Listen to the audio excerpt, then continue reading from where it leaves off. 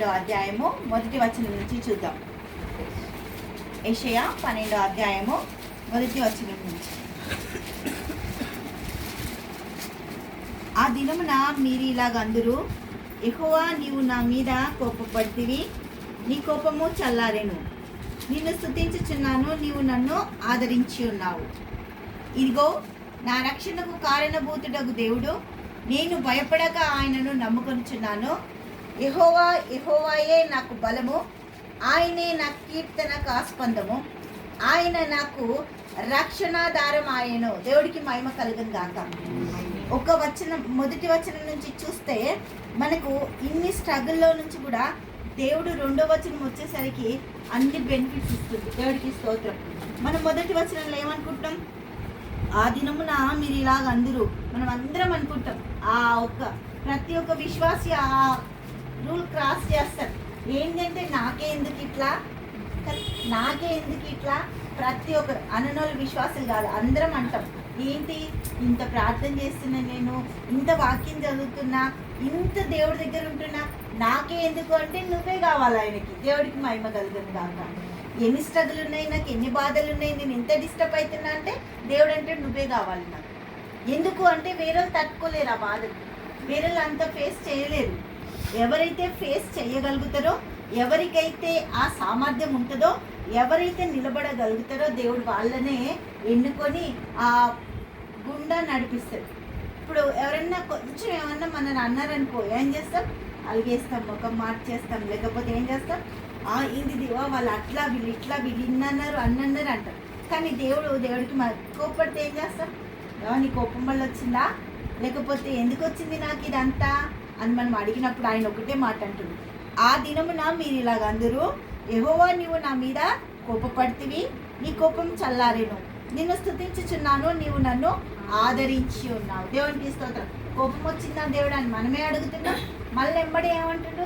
నీ ఆదరణ మాకేం చేస్తాడంట? స్తుతించేటట్టు చేస్తాడు. దేవుడికి స్తోత్రం. హల్లెలూయా. ఇదిగో నా రక్షణకు కారణభూతుడగు దేవుడు, నేను భయపడక ఆయనను నమ్ముకొనిచున్నాను. దేవునికి మహిమ కలుగును గాక. కొన్ని దేవుడు కోపంగా ఉన్నాడు అంటే మనం ఏం మాట్లాడదు, ఏం చేయదు కదా. మమ్మీ డాడీ కోపంగా ఉన్నారంటే పిల్లల దగ్గరకు వస్తారా? రారు అస్సలు. అమ్మో మా మమ్మీ కోపంగా ఉంది, మా డాడీ కోపంగా ఉంది. అదే మన తండ్రి కోపపడ్డాడట ఆయన. ఎందుకో చూద్దాం. కీర్తనలు 30వ అధ్యాయం 5వ వచనం. మళ్ళీ ఇక్కడికి వద్దాం మనం 12 దగ్గరికి. కీర్తనలు 30వ అధ్యాయము 5వ వచనం చూద్దాం. ఆయన కోపము నిమిషం మాత్రం ఉండును, ఆయన దయ ఆయుష్కాలం అంతయు నిలుచును. సాయంకాలమున ఏడుపు వచ్చి రాత్రి ఉండినను ఉదయం సంతోషం కలుగును. హల్లెలూయా. దేవుడికి మహిమ కలుగును గాక. ఏమైందట? ఆయన కోపము నిమిషం మాత్రం ఉండును, ఆయన దయ ఆయుష్కాలం అంతయు నిలుచును. సాయంకాలమున ఏడుపు వచ్చి రాత్రి ఉండినను ఉదయమున సంతోషము కలుగును. ఎందుకంట? నేనెన్నడూ కదలనని నా క్షామకాలమున అనుకుంటేని. దేవునికి స్తోత్రం.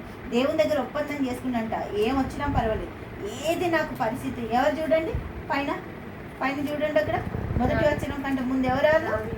దావీదు కీర్తన. యెహోవా నా శత్రువులను నా విషయమై సంతోషింపనీయక నీవు నన్ను ఆదరించి ఉన్నావు. దేవుడికి స్తోత్రం. అందుకే నేను నిన్ను నమ్ముకొని ఉన్నా. ప్రతి విషయంలో కూడా ఆయనేనంట. మళ్ళీ ఇక్కడ 12 దగ్గరికి వచ్చేద్దాం. యెషయా 12వ అధ్యాయం దగ్గరికి వచ్చేద్దాం.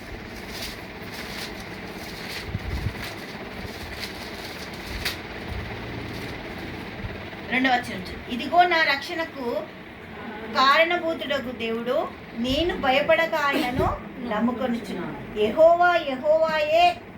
దేవునికి స్తోత్రం. ఏదైనా బలం ఉందా? మనం ఏమనుకుంటాం?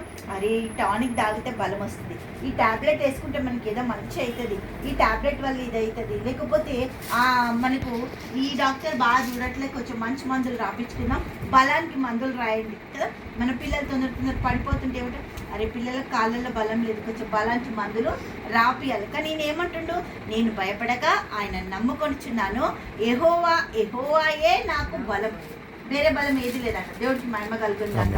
కీర్తనలు 62:11 ఉంటుంది. ఏముంటుందంటే, బలము నాది. నేను మళ్ళీ చెప్తున్నా, ఒక్కసారి కాదు, రెండో మారు చెప్తున్నా అంటాడు. చదవండి ఎవరైనా. దేవుడికి ఇష్టం. 62:11